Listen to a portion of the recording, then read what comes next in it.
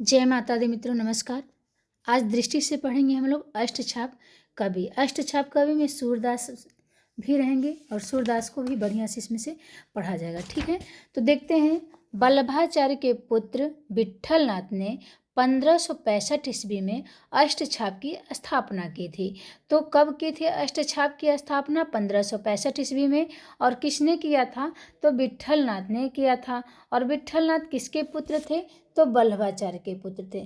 तो वल्लभाचार्य के 4 जो शिष्य थे और विट्ठलनाथ के 4 शिष्य, तो 8 शिष्यों को मिलाकर इन्होंने 1565 ईस्वी में अष्टछाप की स्थापना की। अष्टछाप कवियों में 4 शिष्य वल्लभाचार्य के तथा 4 शिष्य विट्ठलनाथ के थे। हम देखिए शॉर्ट में बना के डाले हैं इसको, अष्टछाप के कवि को। ये 8 भक्त श्रीनाथ जी की नित्य लीला में अंतरंग सखाओं के रूप में सदैव इनके साथ रहते थे। इसके कारण इन्हें अष्ट सखा भी कहा जाता है। ठीक है, तो ये भक्त जो 8 भक्त थे वो श्रीनाथ जी की नित्य लीला में अंतरंग सखाओं के रूप में सदैव इनके साथ रहते थे। इसके कारण इन्हें अष्ट सखा भी कहते हैं। गोवर्धन में श्रीनाथ जी की प्रतिष्ठा के कारण ये 8 सखा वहाँ सेवा के लिए प्रस्तुत हो गए। तो गोवर्धन में श्रीनाथ का मंदिर था। वहाँ प्रतिष्ठा के बाद वो जब वहाँ स्थापना हो गया, उसके बाद ये 8 सखा वहाँ पे सेवा के लिए प्रस्तुत रहते थे। अष्टछाप के कवि पुष्ट मार्गीय सेवा विधि में भी पूर्ण सहयोग देते थे। ठीक है, 8 प्रकार का था सेवा ना, तो पुष्ट मार्गीय सेवा विधि में भी पूर्ण सहयोग देते थे ये अष्टछाप के 8 कवि। अष्ट सखान की वार्ता क्या है? अष्ट सखान की वार्ता पर श्री हरि राय की भाव प्रकाश नामक टिप्पणी में 8 सखाओं के लीलात्मक स्वरूप, लीला शक्ति व अविकृत स्वभाव का विस्तार से उल्लेख किया गया है। तो भाव प्रकाश किसका है? हरि राय का, श्री हरि राय का भाव प्रकाश है। और जो अष्ट सखान की वार्ता है इसी पे लिखा हुआ है भाव प्रकाश में 8 सखाओं जो है इनका लीलात्मक स्वरूप, लीला शक्ति व अविकृत स्वभाव का विस्तार से उल्लेख है। किसमें? भाव प्रकाश में। भाव प्रकाश किसका है? तीसरी हरि राय का है। आगे देखते हैं अष्टछाप कवियों का विवरण। तो वल्लभाचार्य के 4 शिष्य और कुंभन के विट्ठलनाथ के 4 शिष्य, तो ये 4 मिलके 8 हुए। 8 कवियों का बना अष्टछाप। तो देखते हैं, हमने ट्रिक बनाया है और शॉर्ट में डाल दिया है। कम से कम 100 लोग तो देख ही चुके हैं इसको। तो वल्लभ के सर पर परम कृष्ण, वल्लभ के सर पर कृष्णदास, ऐसे करेंगे। वल्लभ के सर पर कृष्णदास, तो वल्लभ हो जाएंगे। अब के हो से कुंभन दास, सर से सूरदास, पर से परमानंद और कृष्ण से कृष्णदास। और इतना याद रखेंगे कि ये 1400 में आएंगे।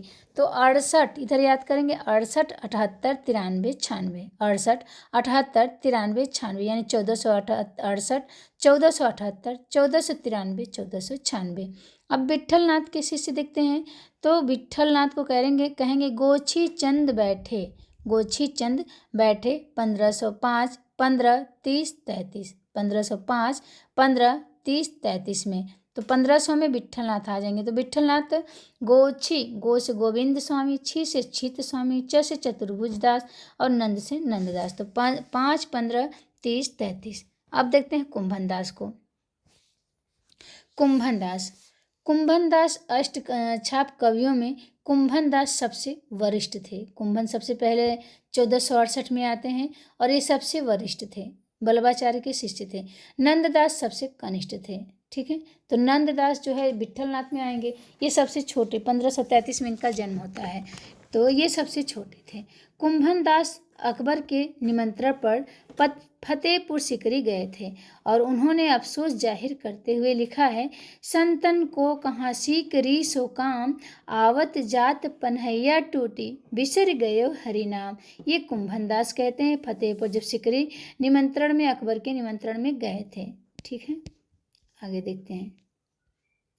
सन 1992 ईस्वी में, कब? 1992 ईस्वी में वल्लभाचार्य से दीक्षा ग्रहण की। तो 1916, 1400, हमेशा 1900 ही आ जाता है। 1492 ईस्वी में वल्लभाचार्य से शिक्षा ग्रहण की। किसने? किसने किया था? तो ये बल्लभाचार्य से कहाँ पहुँच गए? शिक्षा ग्रहण किया था कुंभन दास ने।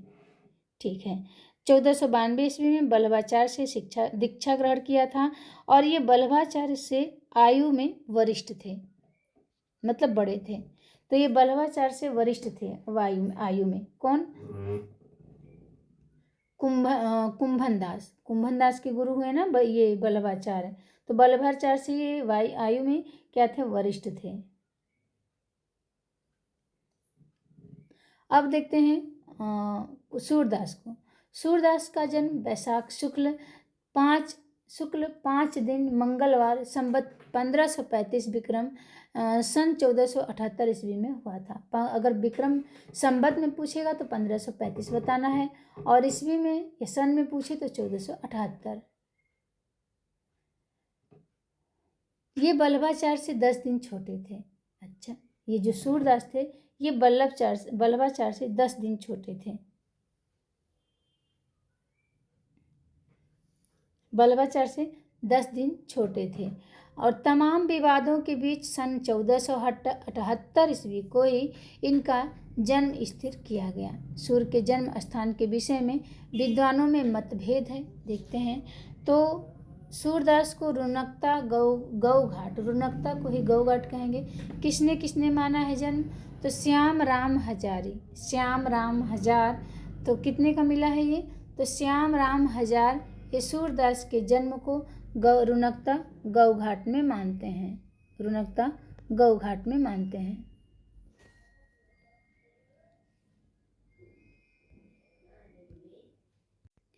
तो सूरदास को रुनकता गौघाट में राम श्याम हजारी माने हैं और डॉक्टर नगेंद्र और गणपति चंद्र गुप्त ये सूरदास का जन्म सीही में मानते हैं। ठीक, कैसे याद रखेंगे? सीही। देखिए नगेंद्र में द में ये मात्रा लगा हुआ है और गणपत चंद्र गुप्त इसमें भी है। तो ये गणपति चंद्र गुप्त और डॉक्टर नगेंद्र सीही मानते हैं, याद रहेगा। 2 ही लोग हैं सीही वाले। और शुक्ल जी हैं रुनकता मानते हैं। तो जो श्याम राम हजारी ये रुनकता मानते हैं। भक्तमाल नाभादास का 84 वैष्णवों की वार्ता गोकुलनाथ, बल्लभ दिग्विजय, यदुनाथ आदि में सूर्य के विषय में जानकारी मिलता है। तो भक्तमाल नाभादास का है। 84 वैष्णवों की वार्ता गोकुलनाथ ने लिखा है और बल्लभ दिग्विजय यदुनाथ ने लिखा है। इसमें सूर्य के विषय में जानकारी मिलता है। ठीक है, शुक्ल जी ने 84 वैष्णवों की वार्ता के आधार पर संवत 1580 में सूरदास के बल्लभाचार्य का शिष्यत्व ग्रहण करने का समय माना है। तो ये शुक्ल जी 84 वैष्णवों की वार्ता के आधार पर 1580 ईस्वी में सूरदास के बल्लभाचार्य का शिष्यत्व ग्रहण करने का समय माना है। सूरदास चंद्र सरोवर के समीप परसौली गांव में रहते थे। सूरदास कहाँ रहते थे? चंद्र सरोवर के समीप पारसौली गांव में रहते थे, जहां सन 1583 में उनका देहावसान हो गया। विट्ठलनाथ ने उनकी मृत्यु पर कहा, पुष्टिमार को जहाज जात है, सो जाको कछु लेना हो सो ले। तो किसने कहा था? विट्ठलनाथ ने कहा था। किसके मृत्यु पे कहा था? तो सूरदास की मृत्यु पे कहा था। पुष्टिमार्ग का जहाज कहा था सूरदास को।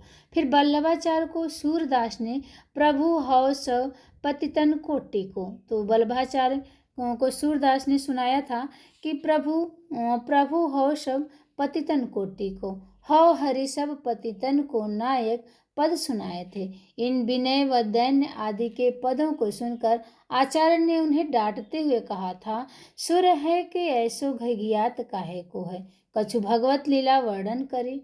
इसके बाद सूर्य ने भगवत लीला का वर्णन शुरू कर दिया। ठीक है, इसके बाद सूर्य ने भगवत लीला का वर्णन शुरू कर दिया। देखिए कितनी अच्छी बात है ना कि अंधे होते भी इतना आज प्रसिद्ध हैं। अगर ये बल्लभाचार्य नहीं मिले होते तो सूरदास इतना प्रसिद्धि इनको नहीं मिलता, बस ये घिघियाते रह जाते। ठीक ना। तो जब जब आदमी को फटकारा गया है तब तो वो इतिहास रचा है। दीनहीन बन के भी आदमी कितना आगे बढ़ गए हैं लोग, हमारे कवि लोग। तो देखते हैं हम, बहुत अच्छा लगता है। एक मीरा जी ने भी लिखा था ना, तो तुलसीदास ने उन्हें घर छोड़ने के लिए लिख दिया था, तो घर छोड़ के निकल गई थी। तो यही सब है। बल्लभाचार्य को सूरदास ने लिखा था कि प्रभु हो सब पतितन कोटि को, हव हरि सब पतितन को नायक पद सुनाए, और विनय दैन्य पूर्वक सुनाया होगा। तो इस पे डांट लगा दिया किसने, बल्लभाचार्य ने। कहा कि अगर सुर है तो घियात काहे को, जाके कुछ भगवत लीला भजन या वर्णन करो। इसके बाद तो सुर ने चमत्कार ही कर दिया भगवत लीलाओं का वर्णन करके। सूरदास श्रीनाथ मंदिर में भजन कीर्तन करते थे। श्री कृष्णदास से मतभेद के बाद उन्होंने मंदिर छोड़ दिया। तो किससे मतभेद हो गया था सूरदास को? तो सूरदास को श्री कृष्णदास से, श्री कृष्णदास नहीं, मतलब याद रखेंगे कि कृष्णदास हैं तो श्री लगा सकते हैं। तो श्री कृष्ण सा भगवत भजन करने में कुछ गलती हो गई, तो श्री कृष्ण भगवान से इनसे मतभेद हो गया। तो अब हम नहीं भूलेंगे कि किससे मतभेद हुआ था सूरदास का। तो श्रीनाथ मंदिर में भजन कीर्तन जब करते थे तो कृष्णदास से मतभेद हो गया। उसके बाद उन्होंने मंदिर छोड़ दिया। आईने अकबरी व मुंशियात अबुल फजल में सूरदास का उल्लेख मिलता है। आईने अकबरी व मुंशियात अबुल फजल में किसका उल्लेख मिलता है? तो सूरदास का उल्लेख मिलता है। परंतु शुक्ल जी इनमें उल्लेखित सूरदास को अष्टछाप कवि सूरदास नहीं मानते हैं। जो आईने अकबरी व मुंशियात अबुल फजल में सूरदास का उल्लेख मिलता है, शुक्ल जी इसमें जो उल्लेखित सूरदास हैं, अष्टछाप कवि सूरदास नहीं मानते हैं उनको। सूरदास की 25 रचनाएं मानी जाती हैं। कितनी? 25। इनमें से अधिकांश विद्वानों ने सुर सागर, सुर सरावली व साहित्य लहरी को ही प्रमाणिक माना है। 25 रचनाएं तो मिलती है सूरदास की, लेकिन अधिकांश विद्वान जो है सुर सागर, सुर सरावली व साहित्य लहरी को ही प्रमाणिक माने हैं। सूरदास की रचनाओं का सर्वप्रथम संपादन राग कल्पद्रुम नाम से कलकत्ता में सन 1841 ईस्वी में हुआ था। तो सूरदास के रचनाओं का सर्वप्रथम संपादन कब हुआ था? राग कल्पद्रुम नाम से कलकत्ता में सन 1841 में हुआ था। ठीक है, सूरदास की रचनाओं का सर्वप्रथम संपादन राग कल्पद्रुम नाम से कलकत्ता में 1841 ईस्वी में हुआ था। तो ये महत्वपूर्ण हो जाता है। ठीक है, सुर सरावली को सुर सागर की विशेष सूची माना गया है। जो सुर सरावली लिखा है सूरदास ने, उस सुर सागर की विशेष सूची है। ठीक है, सुर सरावली में 1107 छंद है। कितने छंद है सुर सरावली में? 1107 छंद है। इसमें संसार को होली का रूपक मानकर रचना की गई है। तो संसार को होली का रूपक मानकर रचना की गई है सुर सरावली में। गुरु प्रसाद होत यह दर्शन, गुरु प्रसाद होत यह दर्शन, दर्शन 67 बरस पर प्रवीण। इस पंक्ति ने सुर सरावली में सुर ने अपनी आयु का जिक्र किया है। गुरु प्रसाद होत यह दर्शन 67 बरस प्रवीण। इस पंक्ति में सुर सरावली में सुर ने अपनी आयु का जिक्र किया है। साहित्य लहरी में सुप्रसिद्ध 118 दृष्टिकूट पद हैं। तो साहित्य लहरी में कितने दृष्टिकूट पद हैं? 118। ये भी याद रखना है कि साहित्य लहरी में अगर पूछ दे दृष्टिकूट पद तो 118। और इसमें अर्थ गोपन शैली में राधा कृष्ण की लीलाओं का वर्णन है, साथ ही अलंकार व नायिका भेद का भी वर्णन है। तो सुर सरावली में 1107 छंद है। ठीक, सुर सरावली में 11 सरावली है तो 1107 में लग जाएगा। और सुर सरावली में सुर ने अपनी आयु का जिक्र किया है, यह भी पता चल गया।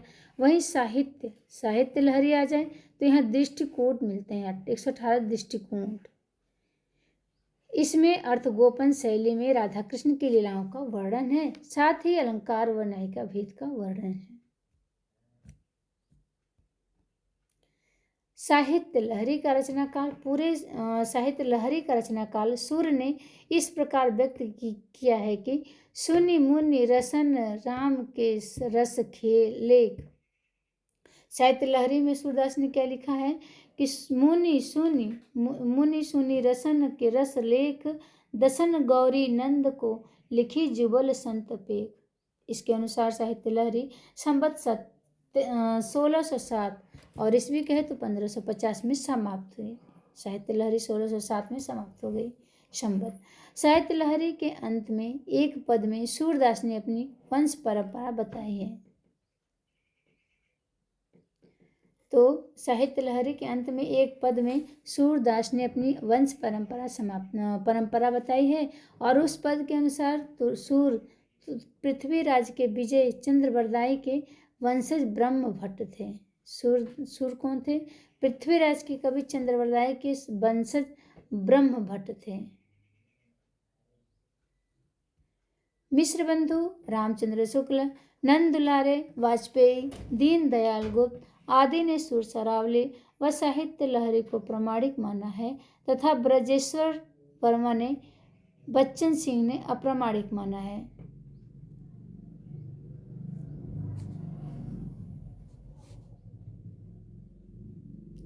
तो मिश्र बंधु रामचंद्र शुक्ल, नंद दुलारे वाजपेयी, दीनदयाल गुप्त आदि ने सुर सरावली व साहित्य लहरी को प्रमाणिक माना है। ठीक, सुर सरावली और साहित्य लहरी को प्रमाणिक माना है तथा ब्रजेश्वर वर्मा व बच्चन सिंह ने अप्रमाणिक माना है। ठीक है, दो लोग अप्रमाणिक माने हैं, ब्रजेश्वर और बच्चन। बस ब्रजेश्वर बस बच्चन दोनों अप्रमाणिक घोषित कर दिए।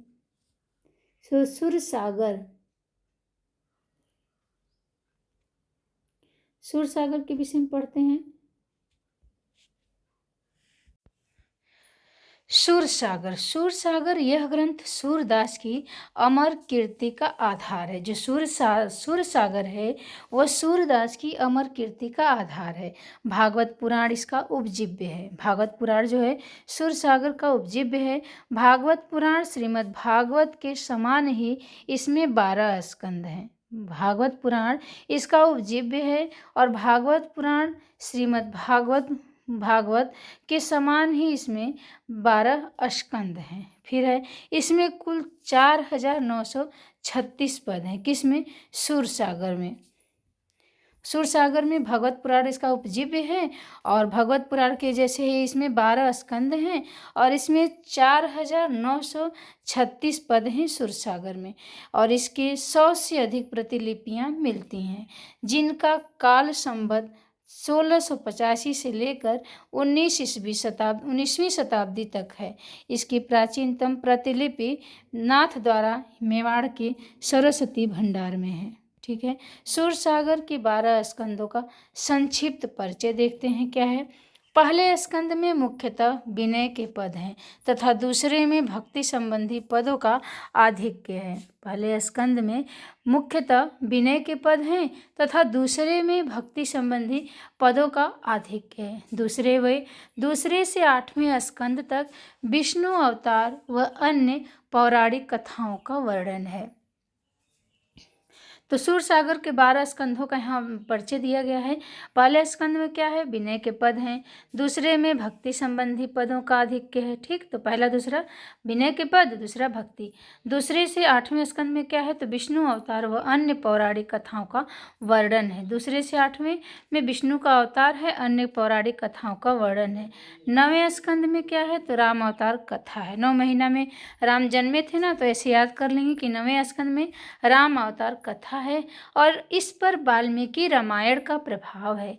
इसमें सूर्य ने नवीन उद्भावनाएं भी की है। ठीक है, 10वां स्कंद सूरसागर का सर्वाधिक महत्वपूर्ण व विस्तृत भाग है। 10वां स्कंद सूरसागर का सर्वाधिक महत्वपूर्ण व विस्तृत भाग है।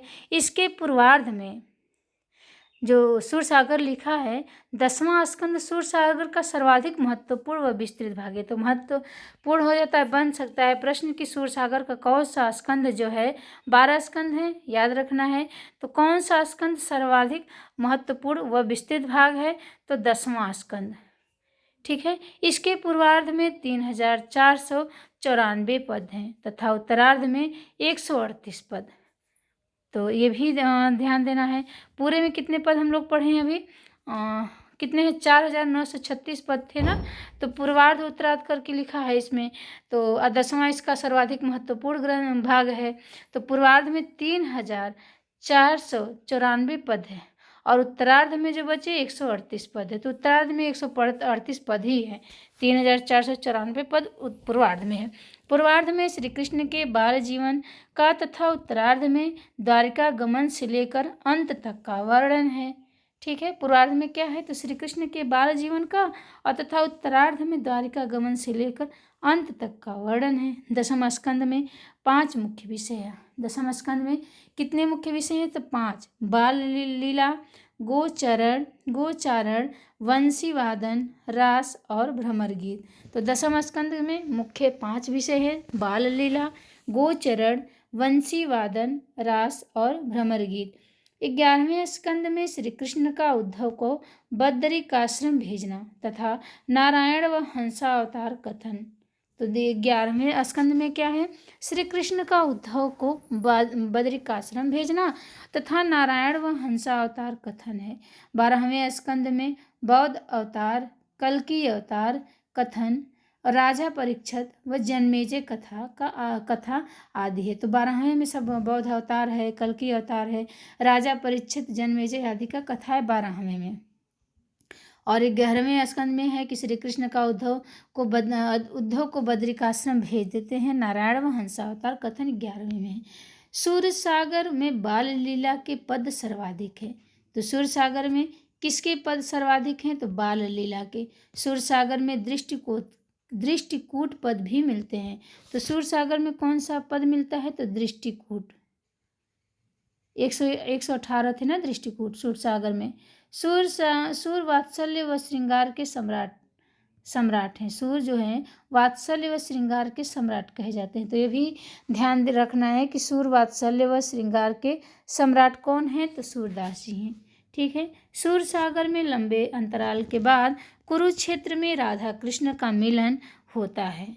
सूर्य सागर में क्या होता है, लंबे अंतराल के बाद राधा कृष्ण का मिलन होता है। यह प्रसंग भागवत व ब्रह्मवैवर्त में भी मिलता है। तो सूर्य सागर के विषय में पढ़े हम लोग कि बाल लीला अधिक पद है और इसमें दृष्टिकोट पद ज़्यादा मिलते हैं। सूरदास को वात्सल्य व श्रृंगार के सम्राट कहे जाते हैं। सूर्य सागर में लंबे अंतराल के बाद कुरुक्षेत्र में राधा कृष्ण का मिलन होता है और यह प्रसंग भागवत में ब्रह्मवैवर्त में भी मिलता है। हजारी प्रसाद द्विवेदी ने सूरसागर को स्त्री चरित्र का विशाल काव्य कहा है। सूरसागर को क्या कहा है, स्त्री चरित्र का विशाल सागर कहा है हजारी प्रसाद द्विवेदी ने।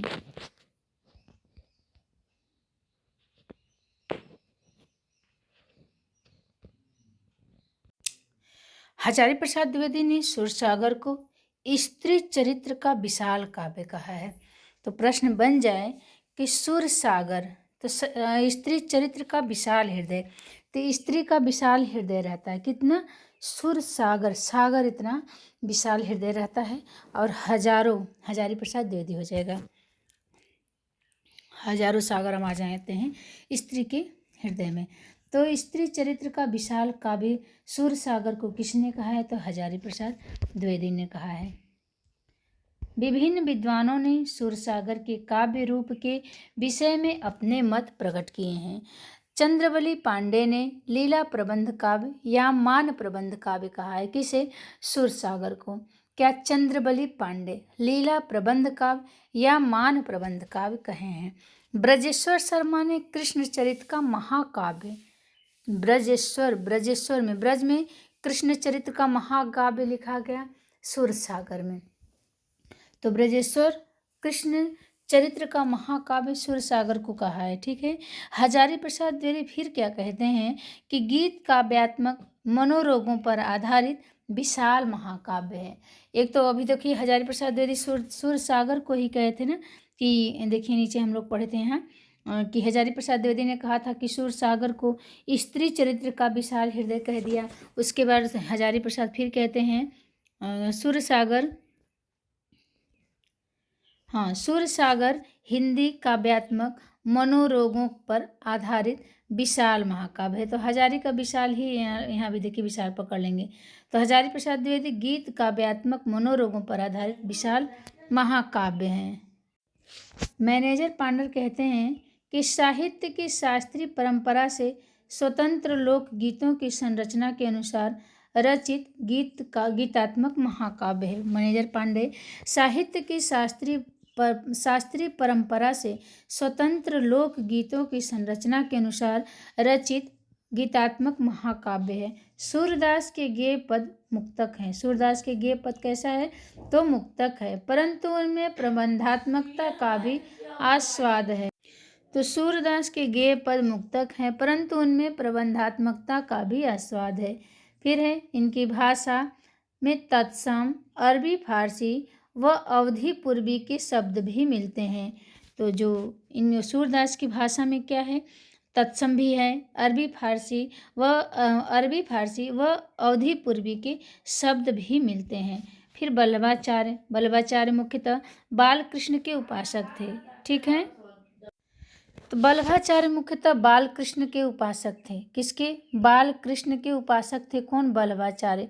उन्होंने सूर व परमानंद दास को बालकृष्ण संबंधी पद गाने को कहा। बल्लभाचार्य मुख्यतः बालकृष्ण के उपासक थे और उन्होंने सूर व परमानंद को बालकृष्ण संबंधी पद गाने को कहा। बल्लभ संप्रदाय में आज भी मंदिरों में बालकृष्ण की पूजा होती है। बल्लभ ने अपने ग्रंथों में राधा का उल्लेख नहीं किया है। तो बल्लभ ने अपने ग्रंथों में राधा का उल्लेख नहीं किया है, पर विट्ठलनाथ ने पूजा पद्धति में युगलोपासना का समावेश किया है। तो बालकृष्ण संबंधी पद तो गाने के लिए बालकृष्ण के उपासक थे बल्लभाचार्य, और उन्होंने बालकृष्ण संबंधी पद गाने के लिए भी कहा। किसे? सूरदास को, परमानंद को। लेकिन अपने ग्रंथ में बल्लभ जो थे बल्लभाचार्य ये राधा का उल्लेख नहीं किए। तो ये भी थोड़ा सा महत्वपूर्ण हो जाता है ना, क्योंकि हम लोग सोचेंगे कि बालकृष्ण के उपासक थे तो राधा का उल्लेख किए होंगे, लेकिन इन्होंने अपने ग्रंथ में राधा का उल्लेख नहीं किया। पर विट्ठलनाथ ने पूजा पद्धति में युगलोपासना का समावेश किया। सूरदास के माधुर्य भाव के पद इन्हीं से प्रभावित है। सूरदास के जो माधुर्य भाव के पद है ना, ये इन्हीं से प्रभावित है। किससे? बल्लभाचार्य से।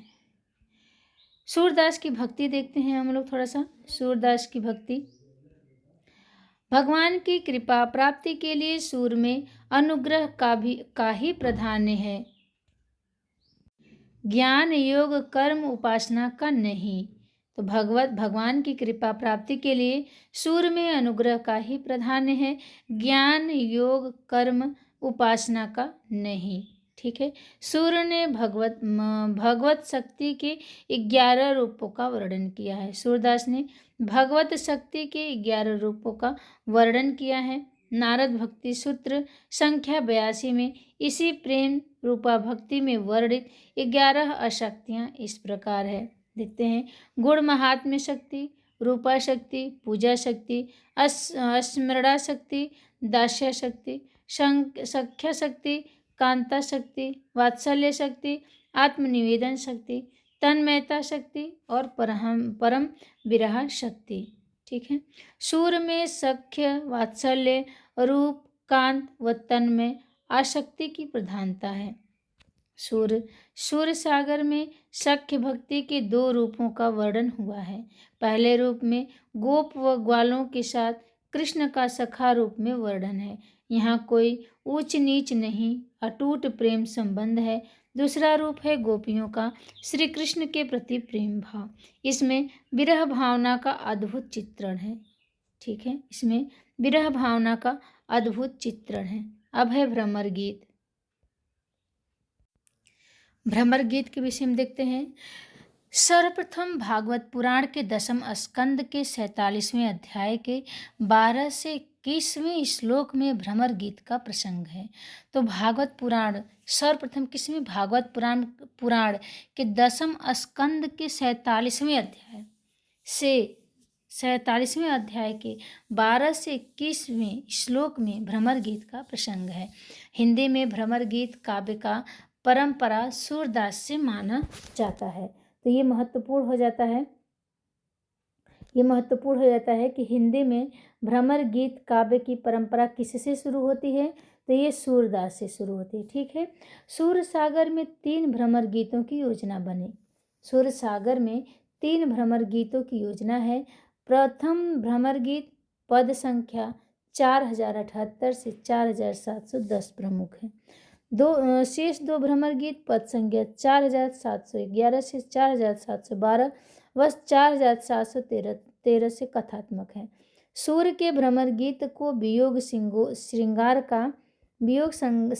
का शिखर माना जाता है। सूर्य के भ्रमर गीत को वियोग श्रृंगार का शिखर माना जाता है।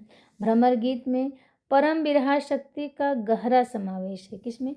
भ्रमर गीत में परम विरह शक्ति का गहरा समावेश है। प्रेमा शक्ति में विरह की स्वीकृति अष्ट छाप से आरंभ होती है। प्रेमा शक्ति में विरह की स्वीकृति अष्ट छाप से प्रारंभ होती है।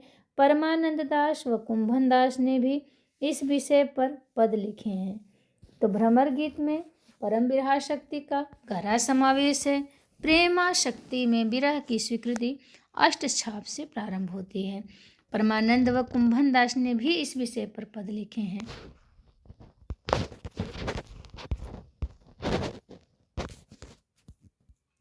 शुक्ल जी ने इसे उपालंभ काव्य व ध्वनि काव्य कहा है। शुक्ल जी ने इसे उपालंभ काव्य व ध्वनि काव्य कहा है। मैनेजर पांडे ने भ्रमर के 3 अर्थ बताए हैं: कृष्ण का प्रतीक, उद्धव का प्रतीक व स्वतंत्र रूप का प्रतीक।